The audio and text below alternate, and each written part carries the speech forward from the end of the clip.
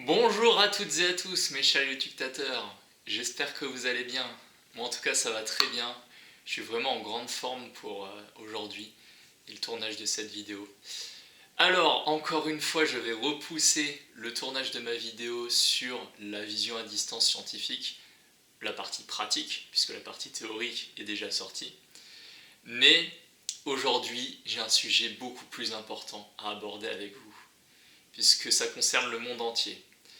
Il y a environ 3 semaines de cela, au moment où je tourne cette vidéo, le mercredi 26 juillet 2023, 3 Américains se sont présentés dans une audition auprès du Congrès américain.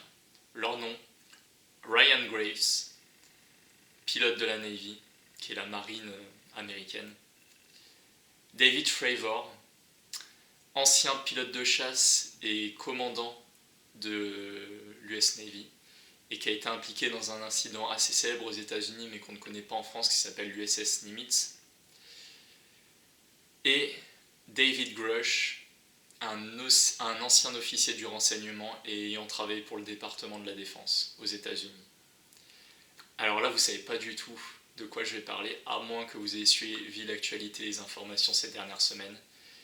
Mais ces 3 personnes affirment être en possession de documents et de témoignages affirmant que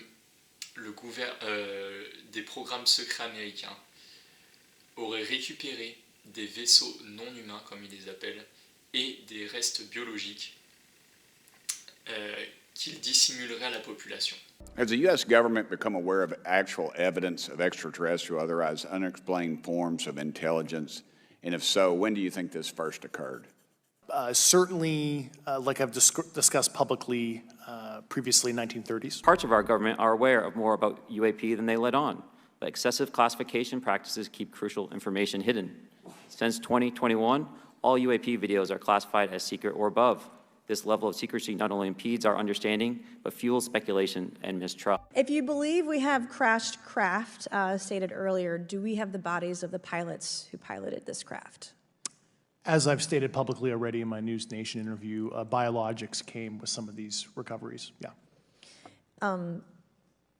Were they, I guess, human or non-human biologics?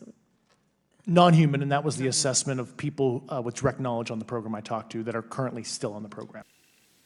L'objectif notamment de David Grush, le dernier que je vous ai cité, est de se présenter devant les médias et de demander aux principaux représentants du gouvernement et les élites qui sont derrière le complexe militaro-industriel de faire plus preuve de transparence et de transmettre la vérité aux citoyens américains, comme quoi l'existence de civilisations extraterrestres n'est plus une utopie, n'est plus considérée comme une théorie du complot, sachant que les théories du complot ne sont simplement là que pour nous expliquer que le gouvernement et les élites et les médias nous mentent, ce qui est en partie vrai, même s'il y a certaines informations qui sont vraies, mais ils aiment bien les maquiller et les transformer à leur façon.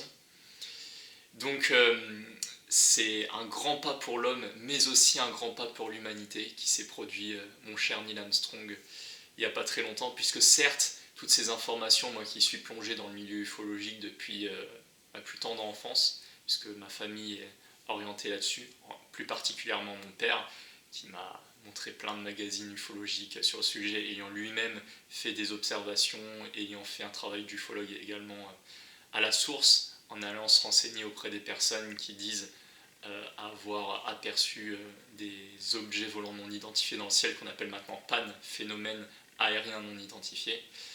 Mais quoi qu'il en soit, le fait qu'enfin il y ait des personnes qui se présentent devant une administration publique, devant les médias et la presse internationale, parce que ça en parle dans le Parisien, ça en parle dans le Figaro, dans Ouest France, dans les plus grands journaux de France, et puis même aux États-Unis, à la NBC, franchement les plus grandes chaînes en parlent maintenant, donc ce n'est plus illusoire, ce n'est plus une théorie farfelue, c'est la réalité. Et j'insiste là-dessus. Là maintenant qu'ils se sont montrés, j'espère que ceux d'entre vous qui étaient encore sceptiques, qui ne croyaient pas encore à l'existence d'autres vies dans le cosmos, ailleurs dans l'univers, et ben maintenant c'est certifié. Il n'y a plus de doute possible. Et en plus de cela, ils nous disent que les gouvernements nous cachent les informations et ne nous disent pas la vérité. Bon là, ça se fait principalement aux États-Unis, mais ça a de telles répercussions au niveau mondial qu'il est nécessaire que même en France on en parle. J'ai vu quelques vidéos sur YouTube qui ont fait référence à ce sujet, mais il est nécessaire que ce soit répandu très loin, que vraiment on en parle partout. Et d'ailleurs, si jamais il y en a parmi vous en France qui avaient été en contact de près ou de loin avec des programmes secrets en rapport avec la récupération d'OVNI ou aviez eu des contacts avec des êtres extraterrestres, n'hésitez pas, vous aussi, à faire parler de vous, quel que soit le moyen que ce soit. Mais maintenant que le sujet est lancé, c'est le moment. C'est le moment de se dévoiler, c'est le moment de se divulguer. Si vous aviez peur de vous lancer, c'est le moment. Donc voilà, je lance un appel auprès des personnes de l'intérieur de ces programmes secrets. Si jamais il y en a un qui me regarde, je me dis, bon, même si j'ai pas beaucoup d'abonnés ou de personnes qui me suivent, voilà, il suffit d'une personne et ça peut avoir de grandes répercussions. Et j'insiste là-dessus. On peut partir de rien et construire et faire beaucoup. Donc voilà, si c'est pas vous-même qui faites partie de ces programmes ou que c'est un membre de votre famille, n'hésitez pas à l'encourager à transmettre ces informations et qu'il n'ait pas peur. Parce que jusqu'à maintenant, même David Grush, il explique, il a eu des menaces de mort et il s'est même fait cambrioler à son domicile, ce qui l'a encore plus poussé à passer devant les médias afin de montrer qu'il était victime des circonstances. Mais il a vraiment une grande quantité d'informations et beaucoup d'éléments qu'il conserve et qu'il préfère ne pas parler devant les médias. C'est pour ça que notamment durant une de ses interviews, d'ailleurs je vais vous montrer les extraits vidéo qui ont été récupérés, qu'on peut retrouver un peu partout sur YouTube.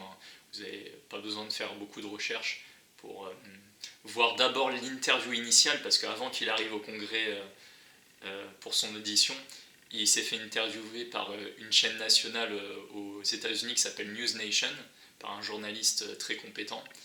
Et on va dire que ça a eu un tel retentissement qu'il fallait qu'il en fasse part aussi au Congrès, qui est l'équivalent du gouvernement français, et donc auprès des principaux médias de son pays.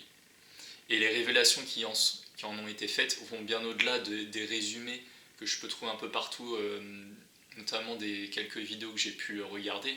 Moi, j'ai carrément consulté le document PDF entier de l'interview. C'est la transcription écrite, littéralement, de l'interview qui a été faite entre le journaliste de News Nation et lui-même. D'ailleurs, en News Nation, on peut comparer ça un peu à BFM TV ou iTélé, c'est une chaîne d'information en continu. Du coup, ils ont l'habitude d'interroger des personnes en lien avec la politique, le milieu militaire, là-bas aux États-Unis, sachant que les militaires sont encore mieux représentés qu'en France. Mais il y a plein d'informations qui ressortent, qui sont vraiment retentissantes si on lit le document en entier. Il explique notamment que le premier cas recensé parmi les documents et les informations qu'il a reçues, qui a fait source de désinformation, ou en tout cas qui a été dissimulé auprès de la population, s'est produit en Italie, dans la ville de Magenta, en 1933. Alors Magenta, c'est une petite ville ou un village se situant proche de Milan, donc pas très loin de la frontière française dans les Alpes.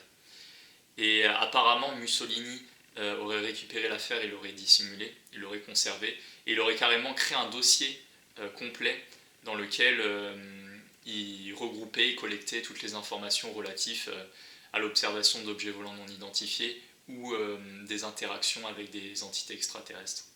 You are one of the most trusted former intelligence officials in the US defense and intelligence establishment. Yes, I was. You were trusted with the most intimate secrets. Yes. What conclusion did you come to at the end of your time on the UAP task force? The UAP task force was refused access to a broad crash retrieval program. When you say crash retrieval, what do you mean? These are retrieving non-human origin technical vehicles, call it spacecraft if you will, non-human, exotic origin vehicles that have either landed or crashed. We have spacecraft from another species. We do, yeah. How many? Quite a number. You're kidding. No. I thought it was totally nuts, and I thought at first I was being deceived. It was a ruse. People started confiding in me. They approached me. I have plenty of current and former senior intelligence officers that came to me, many of which I knew almost my whole career, that confided in me they were a part of a program. They named the program. I've never heard of it. And they told me, based on their oral testimony, and they provided me documents and other proof, that there was, in fact, a program that the UAP task force was not read into. If you're right, if you're telling us the truth, everyone, the entire American public, has been lied to for decades. Yeah, there's a sophisticated disinformation campaign targeting the U.S. populace, which is extremely unethical and immoral. You are saying to the human race, for the first time, an official intelligence representative at a high level from the US government is saying publicly, we are not alone. We're definitely not alone. Absolutely, the data points empirically that we're not alone, yeah. Do we have bodies? Do we have species of Well, non-human? naturally, when you recover something that's either landed or crashed, sometimes you encounter dead pilots. And believe it or not, as fantastical as that sounds, it's true. So I've got to be blunt about this. Yeah. You're not making this up. This is No. not a lie. No, absolutely not. Because everybody watching this right now is looking at your face. They're going, is this guy for real? I am for real. And I'm sitting here at great personal risk and obvious professional risk by talking to you today. Et si parmi vous, il y en a aussi qui me suivaient sur Instagram, j'ai aussi sorti quelques publications, des diapos ou des carousels, dans lesquels j'explique qu'il y a eu plusieurs opérations et projets top secrets, voire ultra secrets, qui ont été menés aux États-Unis, visant justement à récupérer un maximum de technologies non terrestres et à la transformer pour ensuite s'en servir et en tirer profit. Sachant qu'en plus, dites-vous qu'il y a très longtemps, dans les années 30-40, quand ça a débuté, on était au début de l'ère industrielle et il y avait le pétrole qui ressortait beaucoup. Les premiers véhicules qui étaient mis sur route, c'était des véhicules à essence. Du coup, le pétrole commençait à être florissant. Il y avait de plus en plus de personnes qui en tiraient bénéfice. Ça générait beaucoup d'argent. Donc forcément, les gros magnats du pétrole s'enrichissaient facilement. Et ils ont obtenu une influence considérable dans le monde entier. Comme aussi, plus tard, l'est devenu les grandes industries pharmaceutiques qu'on appelle maintenant Big Pharma. Mais ça, c'est un autre sujet. Quoi qu'il en soit, maintenant, toutes ces informations qui étaient dissimulées et qui étaient restées dans l'ombre, maintenant sont en train de refaire surface, remontent à la surface et nous démontrent dans un sens que toutes ces personnes qui étaient passées devant les médias et qui avaient fait preuve d'un immense courage, puisque je vous rappelle, il y en a qui ont été menacés de mort, qui ont été cambriolés à leur domicile, ou qui ont été menacés de tuer un des membres de leur famille, donc ce qui constitue des actes très graves. Ils ont quand même pu transmettre la vérité auprès de la population pour tout simplement rétablir la justice.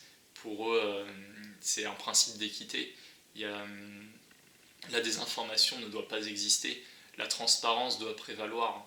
Et c'est exactement pour cette raison aussi que David Grush a décidé de se dévoiler au grand jour devant le public et les masses. Concernant David Grush, il a travaillé au NGA, c'est l'Agence nationale de renseignement géospatial, qui s'occupe de répertorier ou plutôt d'analyser des documents relatifs à de la technologie non terrestre.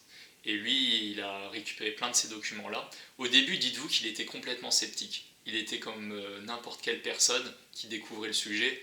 Il se disait, mais qu'est-ce qu'ils me racontent toutes ces personnes? Elles disent qu'elles ont participé à des programmes où ils récupéraient des engins et tout ça. Et pour lui, au début, c'était une farce, quoi. On jouait de lui. Il prenait pas vraiment ça au sérieux. Mais au fur et à mesure du temps, il y a plein d'officiers haut gradés qui sont venus l'aborder et qui lui ont parlé de ces programmes, notamment de récupération d'objets volants non identifiés.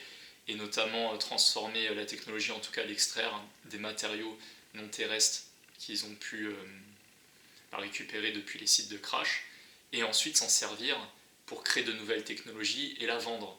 C'est ce qu'on appelle la méthode de rétro-ingénierie ou d'ingénierie inversée. Ils ont créé à partir de ça la fibre optique, la micropuce, et notamment ce qu'explique Philippe Corso dans son livre A Day After Roswell, un jour après Roswell. Si je parle de cet homme, c'est pas pour rien, parce qu'il a été colonel dans l'US Air Force et qu'il a notamment mené une division et qu'il a commandé dans un des complexes de White Sands, qui est une des plus grandes bases militaires des États-Unis dans les années 40-50. Il a même eu une rencontre directe avec un être extraterrestre aux abords d'une entrée de grotte ou de caverne, donc, ce qui est resté assez significatif, et toutes les informations qui sont transmises ont pu être aussi confirmées. Donc, ce ne sont pas simplement que des théories ou des suppositions, ce sont vraiment des choses concrètes. Et le problème justement que j'ai un petit peu avec David Grush et puis les autres lanceurs d'alerte qui sont présentés devant le Congrès des États-Unis, c'est qu'ils affichent plus une peur et une crainte envers ces civilisations inconnues que plutôt un accueil et une ouverture. Et il y a une structure qui se met en place de manière générale, et si on regarde les choses dans leur ensemble, il y a bien sûr certaines personnes au pouvoir qui ne veulent pas que ces informations soient révélées, ou en tout cas soient orientées d'une certaine façon pour nous transmettre de la peur, puisqu'ils n'ont pas l'objectif de nous unir, mais de nous séparer, de nous diviser. Et là justement, en ce moment, on est en train de retrouver cet esprit d'unification, de faire en sorte qu'on soit tous d'accord sur certains sujets. Et David Grush lui-même, il a expliqué dans son interview à News Nation, avant qu'il soit amené devant le Congrès des États-Unis, son objectif aussi, c'est d'essayer de trouver la paix entre les démocrates et les républicains. Aux États-Unis, c'est un peu comme la gauche et la droite en France. Il y a beaucoup de rivalités, ça amène des tensions, il y a des manifestations violentes entre chacun des partis. Et il veut montrer qu'avec ce sujet-là, on peut tous montrer de l'intérêt et être d'accord. On peut tous éprouver de l'intérêt pour ça. Et dans un sens, tous se réunir pour en savoir plus, quoi. Surtout si c'est un sujet qui concerne l'ensemble de la population. On ne parle plus d'un seul clan ou d'un autre, mais vraiment de l'ensemble. Sinon, David Grush a aussi travaillé pour le NRO, c'est le Bureau de reconnaissance nationale. Je vais aussi vous montrer un extrait vidéo de David Fravor, donc l'ancien commandant de l'US Navy, dans lequel justement il parle d'une des seules vidéos qui a été divulguée publiquement aux États-Unis au New York Times, qui est sortie en 2007, par rapport à un ovni de forme très allongée qui s'appelle un tic-tac, et dont les propriétés sont assez étranges et dont le déplacement reste un mystère à ce jour. Et d'après ses propres mots, ça dépasse les lois de la physique. Donc je vous laisse regarder cet extrait vidéo et puis je passe à la suite. A small solid white tic-tac object with a longitudinal axis pointing north-south and moving very abruptly over the water like a ping-pong ball. As we pulled nose onto the object, within about a half mile of it, it rapidly accelerated in front of us and disappeared. Do you believe UAPs pose a potential threat to our national security? Yes, and here's why. The technology that we faced was far superior than anything that we had. You're talking something that can go into space, go someplace, drop down in a matter of seconds, do whatever it wants, and leave, and there's nothing we can do about it. Alors, si vous voulez regarder leur audition en entier, elle dure environ 2h15. Bon, c'est en anglais américain, donc si vous avez du mal à comprendre l'anglais, je vous conseille de mettre les sous-titres. Même avec les sous-titres, ça peut aller un peu vite. Mais si vous observez bien l'audition qu'ils ont pendant ce congrès, David Grush, à chaque fois, évite le sujet de certaines questions qui lui sont posées. Parce qu'il craint pour sa vie, il craint de mettre sa vie en danger s'il révèle certaines informations. Et donc, souvent, il leur dit qu'il leur parlera de ce sujet en session privée. Donc, dans un sens, ça nous prouve bien qu'il y a certaines informations qu'il détient, mais qu'il ne peut pas nous révéler à nous, au grand public. Donc ça sortira sûrement plus tard, mais pour l'instant, en tout cas, il préfère le garder en lui. Donc David Grush aussi nous explique que toutes ces informations, il n'a pu que les récupérer de façon indirecte et donc de seconde main. Ce qui est un peu dommage, ça aurait été mieux d'avoir un témoin direct, quelqu'un qui aurait côtoyé ces épaves d'OVNI ou qui aurait eu un contact direct avec un être extraterrestre. Ça aurait été beaucoup plus intéressant. Mais le fait qu'il ait une riche documentation sur l'ensemble de ces sujets et qu'il y ait beaucoup de personnes haut placées qui dit très crédibles, qui lui ont transmis des informations concernant des programmes top secrets en relation justement avec la récupération d'OVNI et de restes biologiques qui pourraient être considérés comme les corps décédés ou inertes des êtres qui ont habité ces engins écrasés, est une énorme révélation. Je ne sais pas si vous vous rendez compte. Pour n'importe qui dans le milieu ufologique, c'est une vraie réjouissance. C'est un grand soulagement, parce qu'enfin, quelqu'un réussit à se dévoiler devant le grand public et à transmettre les informations de façon juste. Il en fait ni trop ni pas assez, ce qui fait qu'il est très crédible auprès des gens. Et si jamais il y a des personnes mal intentionnées qui veulent porter atteinte à sa vie, et ben les gens sauront qu'il peut y avoir un rapport avec... par exemple, s'ils veulent maquiller son meurtre en suicide, ils pourront le public pourra très facilement discerner les choses et arriver à savoir le mécanisme derrière tout ça. Voilà, pour moi c'était important de parler de ce sujet-là, parce que ça fait, comme je vous ai expliqué, ça fait longtemps que je suis plongé dans le milieu ufologique. C'est un sujet qui me passionne beaucoup. Et là, le fait qu'on ait enfin de grandes révélations sur ce sujet, en plus d'autres personnes, comme par exemple Stephen Greer aux États-Unis, qui est un peu l'emblème de ce mouvement aux États-Unis. Il y a eu aussi d'autres personnes par le passé, comme Clifford Stone, qui a participé à des dizaines de récupérations d'OVNI, qui a été envoyé en mission pour récupérer plusieurs débris d'objets volants non identifiés. Il y a aussi William Tompkins, qui a participé à la conception des modules Saturn V pour l'envoi des missions Apollo sur la Lune, et qui dit avoir été aidé par des êtres extraterrestres qu'il appelle des Nordiques. Il y a aussi Michael Salla, dans sa série de livres Programmes spatiaux secrets et Alliances extraterrestres, qui est spécialisé en exopolitique, dans lequel il y a plein d'informations phénoménales qui sont récupérées, qui sont divulguées, et qui sont aussi totalement certifiées, dans le sens que ce sont des documents officiels qu'il a pu récupérer grâce à la loi de la liberté d'information, qui a été votée aux États-Unis il y a un certain temps maintenant. Mais tout ça se fait dans le silence, ce qui fait que ce n'est pas les médias qui vont vous en parler. C'est aux chercheurs, à la personne passionnée, d'aller dénicher ces documents et de les remonter à la surface. Et d'ailleurs, il présente des émissions sur sa chaîne YouTube. C'est une de mes sélections de chaînes. Vous avez juste à descendre en bas de ma page YouTube et vous allez trouver sa chaîne YouTube. Et il y en a aussi d'autres juste à côté, dont notamment celle d'Elena Danaan. Mais en tout cas, il y a plein de personnes qui font des révélations sur ce sujet, mais les médias n'en parlent jamais. Maintenant qu'on a vraiment quelqu'un qui fait un peu comme figure d'emblème du mouvement, et qui, dans un sens, provoque un déclic, déclenche quelque chose, à mon avis, il va y avoir de plus en plus d'informations qui vont être déclassifiées. On va en apprendre de plus en plus sur ces programmes secrets. Enfin, quoi qu'il en soit, ce ne sont pas les principales personnes concernées par le sujet. Il y a eu plein d'autres témoins, comme je viens de vous l'expliquer, qui eux ont été des témoins directs d'observation d'objets volants non identifiés ou de récupération d'objets volants non identifiés. Voilà, je crois que j'ai fait le tour. Ah oui, simplement une dernière chose avant de vous laisser. Il n'y a pas si longtemps, donc dans ma dernière vidéo YouTube, je vous ai dit que j'ai créé ma société et que j'ai aussi conçu mon propre site internet, que vous pouvez retrouver dans la barre de description de la vidéo, qui s'appelle Holistica.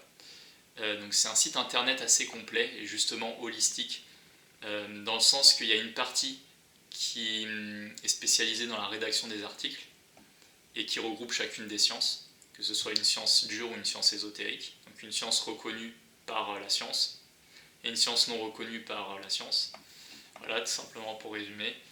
Et mon objectif, c'est de montrer que chacune de ces sciences s'entraident et donc sont connectées les unes aux autres. Ça montre dans un sens qu'elles faisaient partie d'un tout unitaire et que ce tout unitaire s'est un peu étendu et a formé une grande toile. Mais cette toile montre que chacune des sciences sont reliées. Et donc sur mon site internet, pour l'instant, j'ai rédigé 2 articles, un sur l'alchimie, et tout récemment, donc hier au moment où je tourne cette vidéo, j'ai rédigé la première partie de mon article sur l'histoire de l'astronomie, qui revient à peu près sur les mêmes points que j'ai abordés dans ma première et deuxième partie de vidéo, cette fois-ci, sur le sujet. Vous allez retrouver un petit peu les mêmes concepts et les mêmes explications. Mais j'ai aussi apporté quelques éléments complémentaires. Voilà, et aussi simplement pour vous dire que je propose des consultations individuelles pour ceux qui sont intéressés pour des études de thèmes numérologiques, astrologiques et de design humain, sachant que moi je regroupe les 3 ensemble, donc je ne les considère pas de façon séparée. Je ne fais pas un thème numérologique d'un côté, un thème astral de l'autre, et une étude de schéma corporel en design humain pour finir. Je regroupe vraiment les 3 ensemble. Et tout cela est précédé par un panorama de l'histoire de chacune de ces sciences, afin que vous compreniez vraiment leur importance et le fait que ce ne sont pas des pseudosciences, mais des sciences concrètes sur lesquelles on peut vraiment s'appuyer et qui peuvent nous aider dans notre compréhension, et surtout pour apprendre à mieux nous connaître. En tout cas, avant de vous laisser tous, je tiens quand même une dernière fois à vous transmettre énormément d'amour, de joie et de bonne humeur, afin que votre journée se passe du mieux possible, et pourquoi pas rassurer certains d'entre vous qui se sentiraient mal en ce moment. Donc la prochaine fois, on se retrouvera comme promis pour ma fameuse séance pour ma fameuse séance de vision à distance. Allez, bonne journée, bonne soirée, portez-vous bien. Au revoir.